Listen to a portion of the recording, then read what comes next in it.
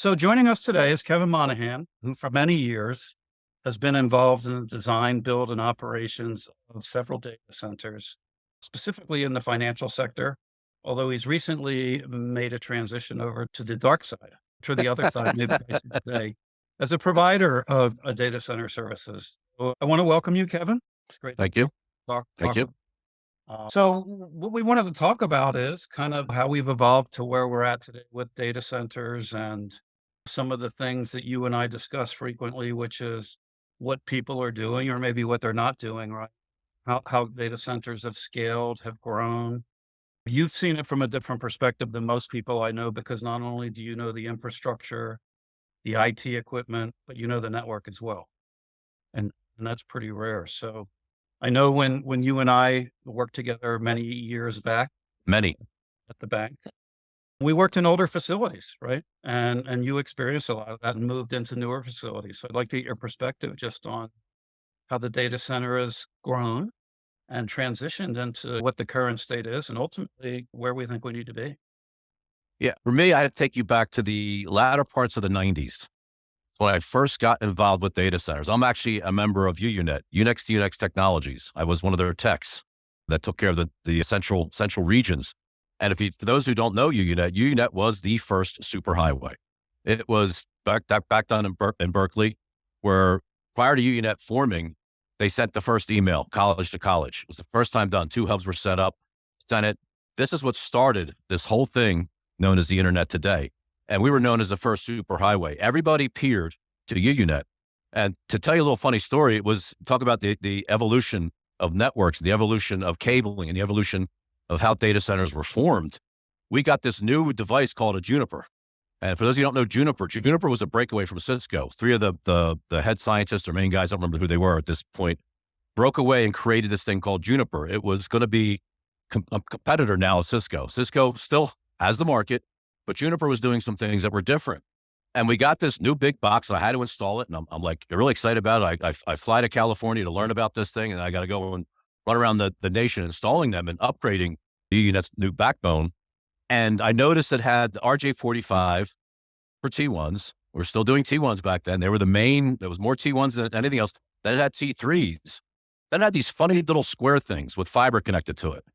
And I didn't know what I started with T1s and T3s, and I'm looking, it's like, man, and then this guy's going, yeah, here's your T1s, here's your T3s. This here's an OC3. And I went, oh man, an OC3. What's an OC3? I had no idea what it was, right? I had no idea about now the fiber was coming into this. Then you move all the way forward. I mean, we've gone to, we're at the edge of things. We're going to 5 gig just on our cell phones, 10 gigabytes per second download. 4G is 1 gigabyte. So you see, just from that point of not even understanding fiber yet to a point of now we're doing 10 gigabytes per second on something that's not even wired anymore. And then you look at hyperscales, you look at, as you said, in the financial industry, we were very latency sensitive. You know, I ended up learning that, if I have this right in my head, laser travels of a centimeter. It takes 300 and, I'm going to get my numbers wrong, 370 picoseconds to travel. I got that all wrong. Let's change that. Now we're latency sensitive in this industry, in the financial industry. And you start to learn that a meter of fiber is 5.4 XXX nanoseconds of latency. That's how deep we've gotten in how we're doing our networking and how we're functioning. If you're talking about a hedge fund where they're going after high frequency trading, that you have to know nanoseconds. We find out there's about a meter of fiber on the back plane of a Cisco, which is now obviously about 5.4 XXX nanoseconds of latency. You start adding this all up, and now you know exactly how long it takes your packet to get from point A to point B, and then point B back to point A. You can judge it in nanoseconds now. That's how critical some of those applications have gotten in the industry. And this is going back for the days of UUNet where they sent an email to Berkeley and it was a huge uproar. Everyone was so excited, to a point now we're doing nano and picoseconds and understanding how our packets flow through the system. When I left UUNet, I left with an incredible man named Johnson Agaboa, who was basically lead scientist at UUNet. He was the grandfather or created, I'm not sure, a thing called MPLS, multiplexing labeling switching. That enabled us to have a video conference, and this cracks the young people up. We had a setup in San Francisco, had a setup in Virginia. We were the first ones ever to use half a T1, right? We did a video conference, no delays, no shadows, no skips. It was the first time it was ever done through a company that we built called Broadband Office and Zephion Networks. And it was done through MPLS. In the old days, you had to go through every single pop, get to A to B. Well, MPLS enabled you to skip a bunch of pops, then regenerate your packet here, skip a bunch, regenerate your packet here, and so on. So you skipped all this latency, you removed it.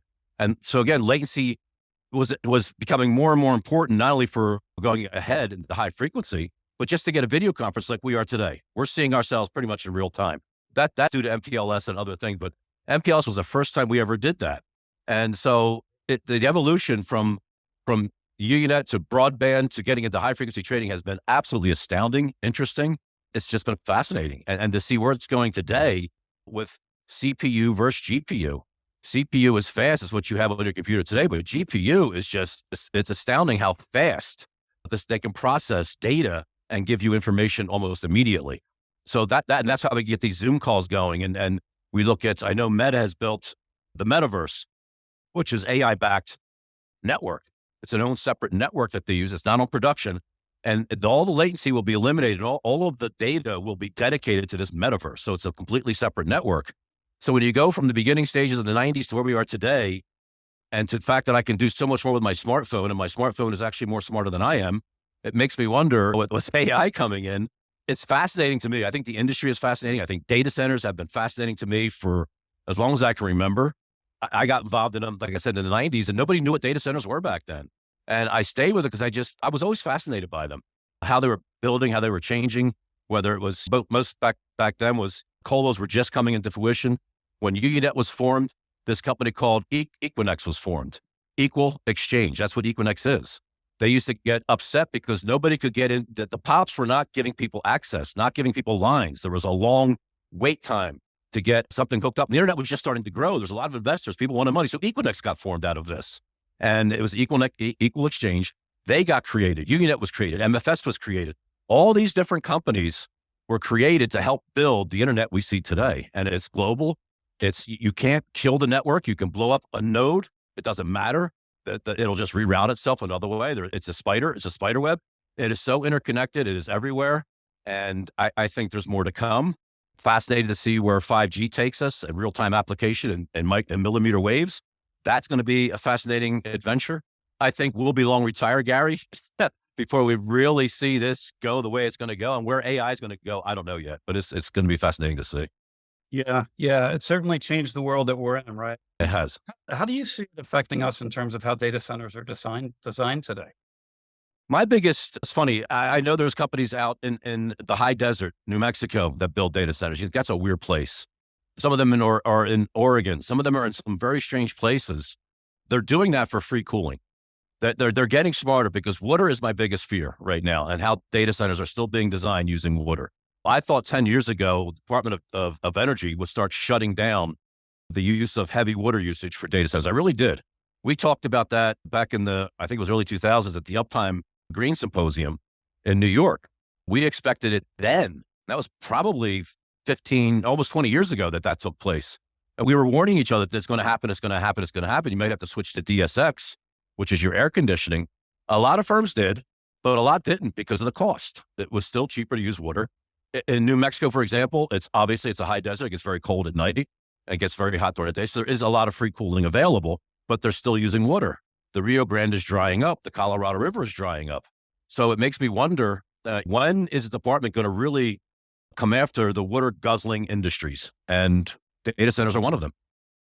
Yeah. Oh, for sure. Yeah. But there are a lot of other options there. One of the previous conversations I had with Rich Warner, you remember Rich? Yeah. Talked about free cooling and a build in Denver where free cooling saved approximately 60% of the cost of cooling the facility, right? So yeah, definitely where you're in the desert environment and while that cooler environment exists at nighttime, you should take advantage of it, right? Oh, you can. The only issue is your sand. The filters still cannot filter all the sand out. And we've noticed that, but that's fine. It's a cleaning exercise. It hasn't affected the equipment to my knowledge. So it's chugging along. So you're going to get some sand in your data center, but it's a constant cleaning effort and constant maintaining, and filters are getting better and better. But we have to do something. That's my biggest fear with data centers. And sometimes it kind of irritates me that people are trying to build more data centers in Utah, for example, and areas like that. And Utah is suffering. Utah is really hurting for water. And there's more golf courses than there are people in Utah. And all the golf courses are green. And Utah's a desert, man. It's part of the desert system here. It's not really designed to have 100 golf courses. So it scares the hell out of me with the climate change. It scares the hell out of me with the way the Rio Grande is drying up and the Colorado River is drying up. That scares the hell out of me to see where is this going and what are we doing to ensure the future has water. Without water, we're in trouble. I never thought I'd have to think about sand in my data center. Come to New Mexico. So let's talk a little bit about maybe some of the tools and how you've seen those tools grow these days, right? For with the facilities, with the technology growing. Of course, I've always known you as a very progressive person. I think in most cases we try to use common tools, but in almost all cases we struggle to do that for many reasons, right? You have and we dealt with you in that realm in asset management, right? Where you have multiple tools that do different levels of asset management, right?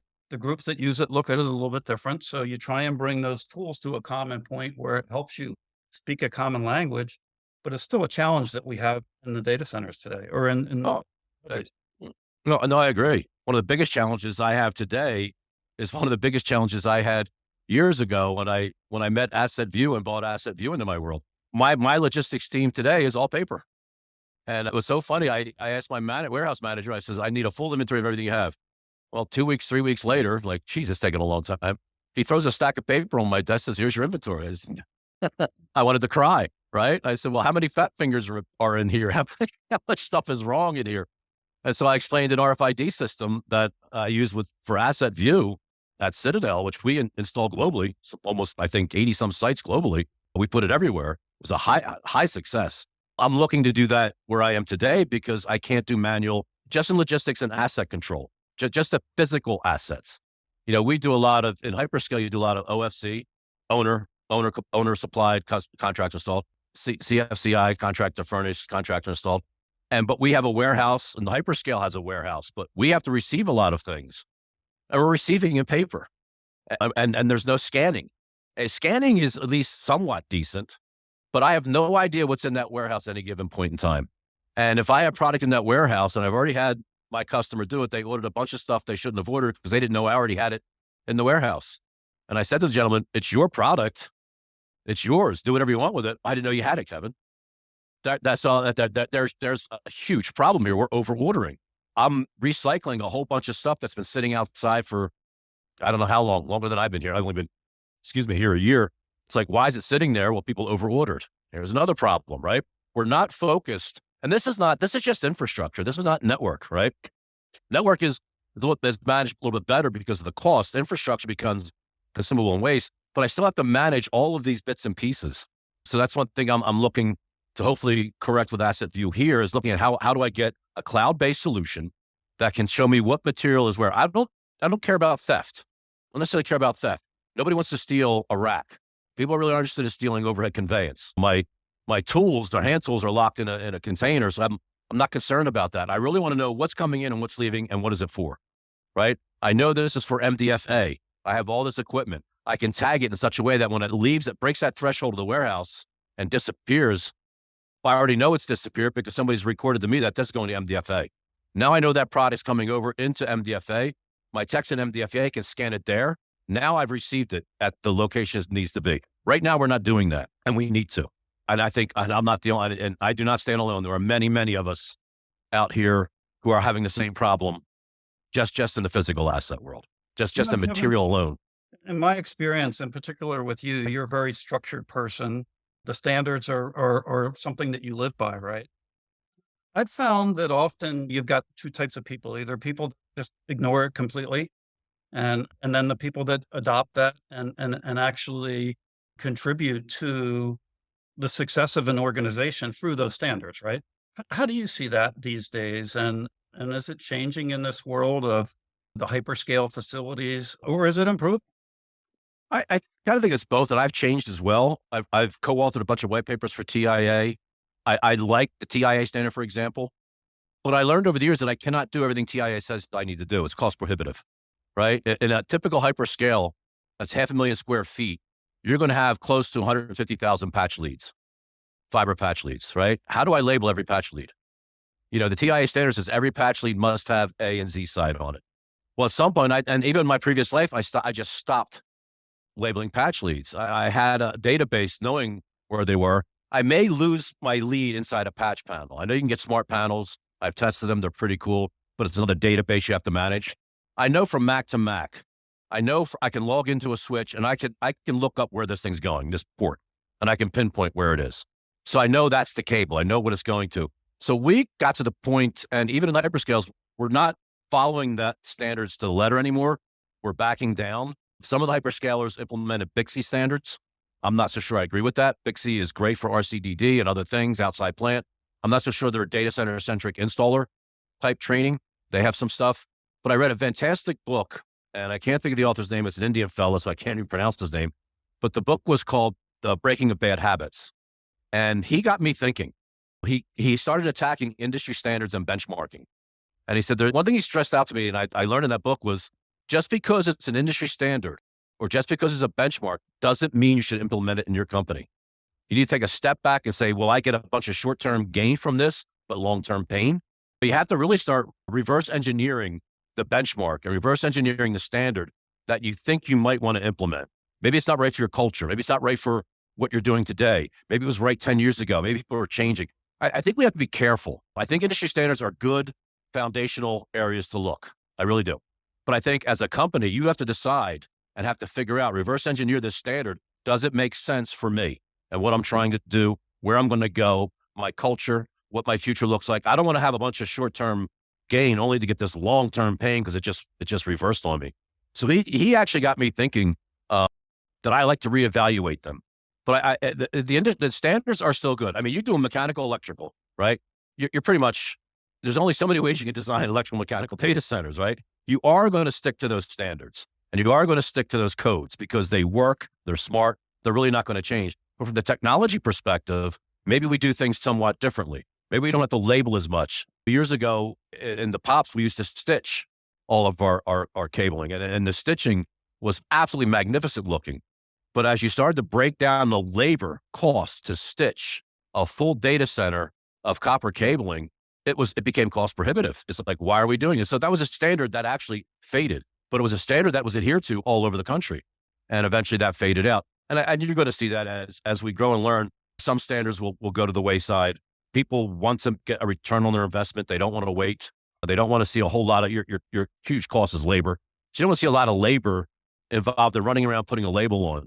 And one of the reasons I got rid of all the patch labels is every time I watched a tech go to where he was supposed to go, he would read the label, then he would trace the cable. It sounds like, well, and I say, why did he trace the label? He goes, I didn't put the label on. I don't trust it. So so it started this whole thing of, well, then why am I labeling it, man? Why don't I just create a database? And if they're going to trace it anyway, what's the purpose of a label? So things change in that regard with cabling and infrastructure. I think a lot of things will always be the same, mechanical, electrical. Racks are changing. There used to be a standard 4-post rack, standard 2-post rack. That's all changed. Now with hot aisle containment, we're changing those with the grounding. It used to be you had to drill a hole or do something to a rack to put a ground on it. Now the manufacturers are putting the ground right on there for you, just attach it. They're actually some of them are putting a screw so you can immediately attach your static guard on there for the wrist static guard or connect your boot. They're changing a lot as we get older and smarter. We're finding better ways to do things, and there'll always will be standards of some sort. But I would stress to people, make sure it's the right standard for you. Yeah, no, that's a great point. And you need to consider in a large enterprise what the impact is to the other organizations that you interface with. Yeah, that's correct. You really need to understand that whole process. And not enough companies, in my experience, really go through the effort to do that. And that's where a lot of things fall through because they don't understand the impact of what they're asking for. And at the end of the day, it's kind of like I've always used the red car analogy. I say I want a red car and I get a convertible and a stick shift and I didn't want a convertible and I can't drive a stick, but I got what I asked for, right? Got a red car. I got a red car. Car. So yeah, it's really interesting. Are you building on raised floors still or are you building on a slab? Mostly slab. I don't see, the colos, you're going to see raised floor because of the buildings, ceiling heights. In the hyperscale world, they're building them with taking that cost out of it. You simply don't need it. And the downflows when the ceiling is coming down. That cools fine. Like the industry went back with a standard. Years ago, I thought about temperatures. I said, why are we so cold? We don't have to be this cold. The equipment doesn't care. The equipment only cares about extremes, going from hot to cold, cold to hot. If you keep a constant, like the data centers I'm in now, 78, I think Google's doing 80 degrees. So those standards have changed, but you don't need a raised floor anymore. That was, a lot of that was done with ceiling heights, the crack units they're buying. They're doing more overhead stuff now. I think it's better. I think it's smarter than trying to do raised floor. Plus, it's a huge cost to put a raised floor in, huge cost to maintain that floor. It's harder to clean because now you have to clean above. Then at some point, you got to start taking tiles out, which reduces your pressure. So your area gets reduced and you have to clean under it. So I think people finally got tired of it. And then you would create barrier walls under there. If the downflows could hit some piece and it would start circling, and it would stop the air from flowing correctly. So you hit all of that stuff. So I think now with an open canvas, if you will, I think it's better cooling. So Yeah, yeah. Well, plus if it's repeatable, right? A lot more things are coming in with a standard look. The racks come in full of equipment these days. It makes it a lot correct. easier to manage in the data center, right? You That's talk correct. about the cleaning, and I saw well, it was funny to me anyway, a video on LinkedIn the other day of a new cleaning technique in the data center, which was a guy that looked like he had a power washer cleaning the equipment. And I just thought, well, how's that going to go over? It's different, but and it I've was not seen air. that. It was air. It wasn't water. But when you see it, I know your head will spin off your shoulders because that would work for you, right? Hey, let me ask you, with all the equipment coming in, the challenges managing that and everything, how's that affect the decom process? I think it varies. I'm doing what's known as a retrofit. How am I going to answer that question? So the decom process, what is the question? Can you expand more on that? Is it how am I decomming equipment and bringing new in, or?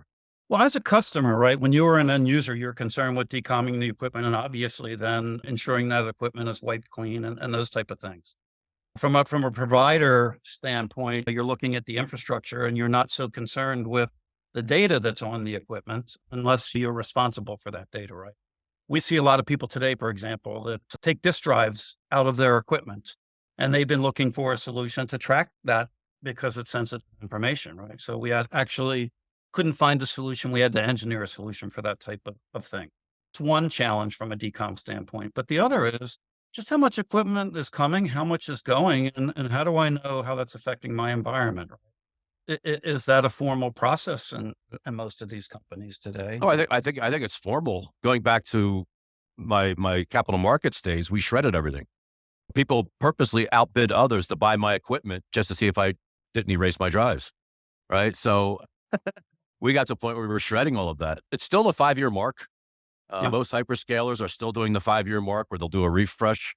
I'm not involved in the decomming of their equipment. We're involved of helping them decom it, involved in helping them remove it. As to what they do afterwards, I don't know. In the case of a lot of the hyperscalers, you have an incredible amount of private information, personal information that cannot get out. I personally would hope they shred the drives. They probably don't because of the costs. So I think they would stick again. We'll go back to the standards, the standard of seven times wipe, to put 7 times 0 on top, zeros and zeros and zeros and zeros, zeros. So you bury the data. That it makes it incredibly difficult, sometimes maybe impossible to pull the old data out. One of the things we used to do with our EMC arrays is we would erase them and we'd walk in there and we start switching the drives all around because we knew it goes like a stripe. It has to go a very certain way. Not all the data is on one drive. You need multiple drives to pick up the data. So if we took everything out of order, we knew it was virtually impossible for somebody to put them back in order. And we did that after we wiped it. So we went that extra step, probably paranoid, but we would do it and laugh at ourselves for doing it. But that's what we would do. I'm not that heavily involved in the decom of the asset much anymore Yeah. from what I'm doing today. You talk about that, and it reminds me of the days when we were consuming as representatives of the data center, if you will, and understanding the power and how that translates to cooling and everything else and the cost ultimately. With that equipment running that's no longer being used can cost a significant amount in the data center, Sure. right? And if nobody's watching that, that could be a real problem. I think today it's much better. We rely a lot on our tools, although, sometimes we talk about tools and they're misunderstood. Like you talk about tools that will collect information on the network or for assets, for example, right? but it doesn't capture the 30% of your equipment that might not be on the network, and it doesn't capture physical locations and things like. Well, But go ahead. but it Go ahead. it captures information that's critical to your environment, right? So you need to sometimes use multiple tools and cobble them together to accomplish the objectives that you're looking to accomplish, right? Yeah, Um, I agree. Back in the day, it was SolarWinds. Well, not back in the day, still is SolarWinds. Zabbix was your server monitor. SolarWinds was your network, and you can monitor it that way using other tools. And the trick was always to bring it into some kind of like a I was going to say Netflix. It's not Netflix. I'll think of the word. It's an open source product that gives you a single window page, single window pane to bring this information into one place. Because the problem you have with all these tools is they're all separated, and the intent is like Netcool would be a product as a front end product that brings everything together and visualizes it. What you're seeing in hyperscale though is a software defined network, and we're seeing more and more of SDNs throughout, even in smaller form factors. Back in the day, you did, well, they're still using it, 3-tier network, which is your access from your rack, your distribution, and your core. Now we're seeing leaf and spine, which is much more simplified with a fabric that determines the path you're going to take. And then with software-defined network, everything now is a cluster. So this top of rack switch really isn't a network switch anymore. It's a server. It's part of a cluster. So I have switch A, B, C, and D. It used to be if everything wasn't software defined or in line, if A failed, C and D was held up waiting. Now we had a catastrophic event. Now if A fails, B, C, and D doesn't care because B, C, and D doesn't even know it exists. It's just another server. We just whack it. But it's funny. In a lot of the hyperscales, AWS, Oracle, Azure, Meta, a top of rack switch can fail, or a core switch can fail, spine switch can fail maybe. We'll use top of rack, and the software is designed to go in and see if it can fix it. And it does it without intervention. Nobody has to be involved in it. It goes and looks at it, and it says, okay, I don't understand. I'm going to wipe you clean, and I'm going to rebuild you. And it does it. Still doesn't work. It whacks it. It just kills it, takes it out. A ticket's generated.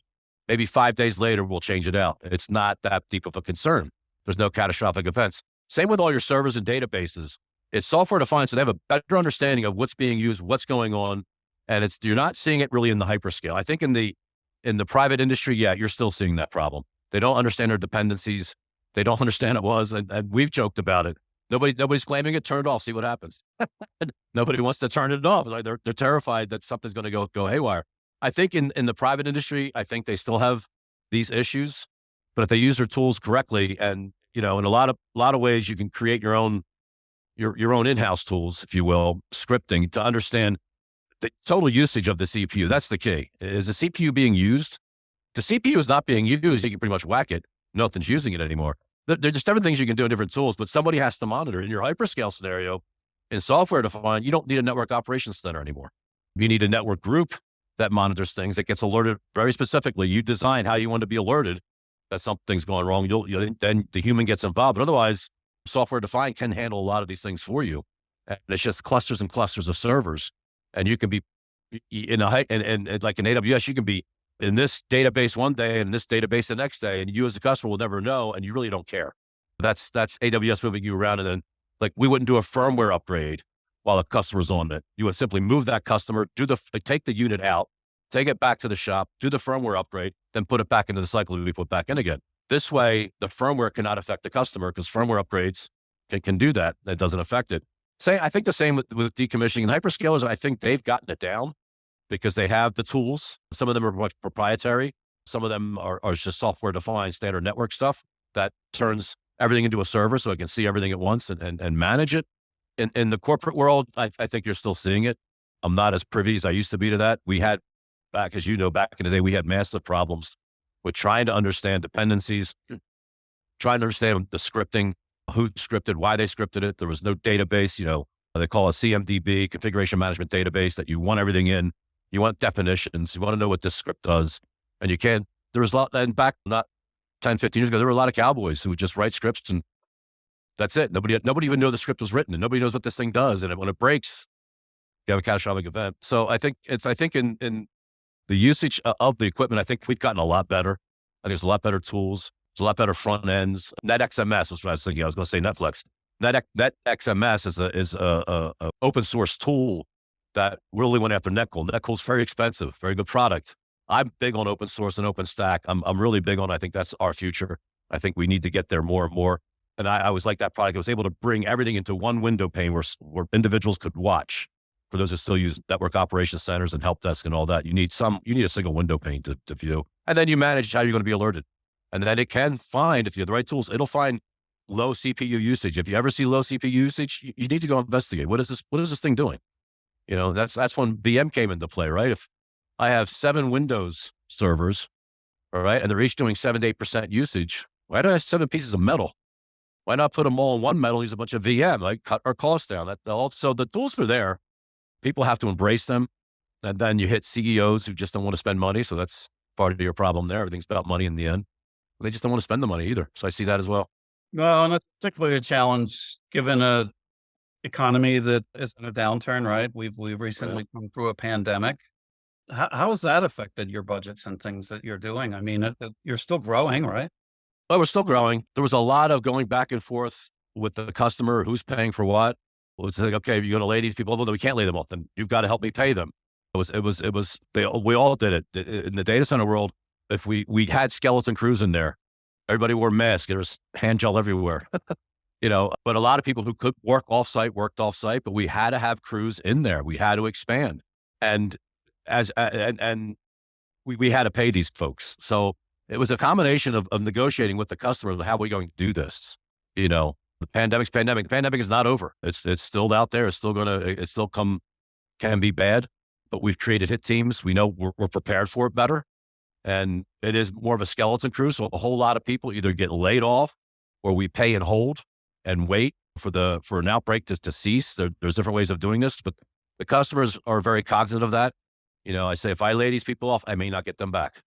And now that we're at this point where the economy is what it is, I can't afford to lose people because, as always, labor is my most important key in a data center. It's funny. It's not like you can leave high school and go to this trade school and learn data centers. You can to fix a car.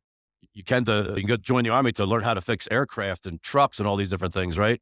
You can't go to college to learn how to be a technician in data centers. And then to find these people, I've got to have career paths. Some people, like a person would work in a help desk because eventually they wanted to be a network operations center engineer. Then eventually from a network operations center, they wanted to be a network engineer. There was this pathway that we took and we built for folks. In data centers, I got to try to do the same thing. There are some people who want to be techs the rest of their lives and they love it.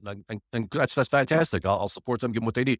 A lot of techs who come in who have expectations. I'm in a hyperscaler, man. I want to do this. I want to do this. All this tech is here. And that's right. And we got to find ways to get them educated, whether it's boot camps. I'm with a project management oriented company and I'm a PMP. So I'm pushing the PMI Institute because that's a great standard. It's a methodology that I think is really, really well done. It started in the 60s and a whole bunch of PhDs created it and the PhDs constantly change it. I think that's what I like about it. They're changing. They're not written in stone. Nothing is. And it's a great organization that I'm bringing to help guide my project managers. And then I have my assistant project manager, my project controllers, and I have all these techs. So I'm trying to find ways to get my techs more interested in trying to we do a thing called Know Your Customer. I started it at a previous company. I forced my network operations center engineers to do financial classes, and they were so mad at me. They were just infuriated with me, right? Within 6 months, they were asking for more. They didn't realize how financially intolerant they really were. They didn't realize actually how much fun it is. And then they started making money on the markets because they started understanding investing more. And I said, well, you work for an investment firm. Go talk to the front office guys, right? So they got into it. We're starting the same thing here. Know your customer. I see guys plugging things in. I say, what are you plugging in? I don't know. The worksheet just says to plug it in here. What does it do? Well, I don't know. To me, that's bad, right? You should know what this thing does. You should have a basic understanding of what this device does. What is its purpose? And why are you connecting it up? And it's not proprietary. This is not proprietary information that we're giving out. So we're doing a know your customer routine here with the network gurus. We want to sit down and start teaching people, what does this thing do? And get them interested. Then our goal was actually to go further. And it was a voluntary thing. We weren't going to pay people. So you can come to this class. It's after work. We'll do it on site, voluntary. We knew towards the end, maybe 2 or 3 people would be left. Those are the people we might say, I want to send you to a network boot camp. Are you interested? They stayed that long. So we're looking at doing things that way. We're looking at how we educate internally more. We're building an educational program here where we can get not only management trained, but we want our technicians trained. But I think that's the key to retaining really, really good people. Let them know that they have a path if that's what they want. If they want this path, how do I get them to that path? There's only so far I can go, but I'm willing to go that path with them. I'm willing to try to get them there. That's an excellent point, Kevin. I think that that's right on point. You've made so many interesting points here. I know we're coming up on time. I can't tell you how much I appreciate it. Is there anything that you wanted to talk about we haven't addressed in the data centers in terms of what keeps you up at night? What's the next big step that you see us taking in that realm that may drive additional changes? Well, now that I've gotten older, nothing keeps me up. I've been able to get that out of my head. Plus, they have these things called a sleeping pill. No, I'm kidding. Nothing really much keeps me up. I think it's conflict sometimes keeps me up at night when you get conflict with people and you can't seem to find a way to solve it. And sometimes people are unreasonable. It's always the human emotions and stuff like that. I think for data centers, it's going to be interesting to see how the hyperscales change with the edge. The edge is it. Edge is everything today. It's the last. This is your last mile. This is not the edge. I've heard people. I've watched people hold their phone up and say, "This is the edge," and I start laughing. Like, no, you're not the edge. You're the user. You're the end user. But I'm interested to see. Like, I'm in New Mexico and I have 5G on my phone, and I laugh. There's no 5G here, right? It's just marketing nonsense. 5G. I think AT&T called it 5GE, 5G evolution, which means marketing. It's not here yet because your RANs, your radio access networks, are still all, most of them are 4G, and it's a small millimeter wave. So we started looking at this a lot. There's some really good stuff out there about smart buildings. Smart buildings aren't there yet. There's a ways to go, but it's going to happen. You're going to see very, very smart buildings. You're going to see smart cities. They're building some of these now out in China, I think, where roads, you put stuff down on the road and you can produce electricity just by cars driving over. There's a lot of neat ideas. The problem is return on investment and how do I get my money back? And people aren't going to invest in it yet. Since it's a small millimeter wave, this is why you see Wi-Fi 6 and 7 out, because nobody's going to put all these radios in a tower for every office, right? It's not going to happen. That's why you put them maybe in the lobby area. Then everybody switches over to Wi-Fi 6 and 7, which is 5G compliant. Now we've got more and more stuff going on. I don't have to buy all them. I think the edge is something we all need to watch. I think it's fascinating. I think the millimeter wave is absolutely fascinating. We've learned that it can't penetrate walls. It can't penetrate windows like 4G does today. That's why Wi-Fi will be used more. That's why you're seeing the phones force you onto Wi-Fi as fast as they can. They slow down. It doesn't work. You have to connect to Wi-Fi and things just pop and work because it's how it's going to happen. I just think it's going to be fascinating for real-time application. One of the things you used to say is the farmer out there, he wants to know what his pH level in the soil is. He wants to know what his moisture content in the soil is. He wants to know what's the moisture in the air. He's going to have all that. They have the Internet of Things that does that, but it has to go back to the hyperscale. The hyperscale has to process it, bring it back. We want it done on the edge. And what does the edge mean? Is it all these small boxes all over the place? Is it in every residence? What is it going to be, right? What is the edge going to be where we can get real-time application where you're not waiting anymore? He immediately sees everything he wants to see about his soil, his air, his crops. Same thing with any other industry. It's this real-time application I think is going to be fascinating. How does AI tie into that? AI keeps me up at night. That's what it was. You remember Arnold Schwarzenegger, I'll be back. We wonder, like, where is this going? I mean, AI is fascinating, but it's also kind of scary because we really don't know where this is going. We see all this misinformation out there and fake videos, which is kind of freaky what they can do today. And there's some interesting people coming out with ways to tag fake narratives or false AI created videos because they leave us some sort of a tag, some sort of a footprint, and they're spotting that footprint. And then they have a way now that they can tag it. They can display immediately, this is fake. This is not real. That's incredibly important in today's world where we've got to really contain the information that is just out of control. That worries me. It's all coming from data centers. So data centers have to be involved. The hyperscalers have to be involved. I think, unfortunately, not unfortunately, but the government's going to have to be involved. We have to start getting a handle on this, and we have to stop all the false lies that IT is generating through AI and through other means. And hopefully it's going to happen. I just don't know if it's going to happen fast enough. I sometimes wonder. But so actually that does make me worry at night. Yep. But Yep. I think you bring up some great points, interesting points for maybe some future conversations and things. Would love to, yeah. It's those are things that are definitely going to happen. We don't quite understand exactly how they're going to manifest themselves, but we'd like to stay on top of that and stay in front of the curve if we can. I think you and I have always been that type of person. And, Yep. I really appreciate you taking the time because I know you're very busy to do this. And the conversation is always fascinating with you. You take Thank it you. to lengths that not many people can. So I can't tell you how much I appreciate that. Great seeing you again, Gary. Yep. Thanks a lot. Appreciate it. Always great, Kevin, and hopefully All we'll right. talk. Bye, pal. Okay, great. All right.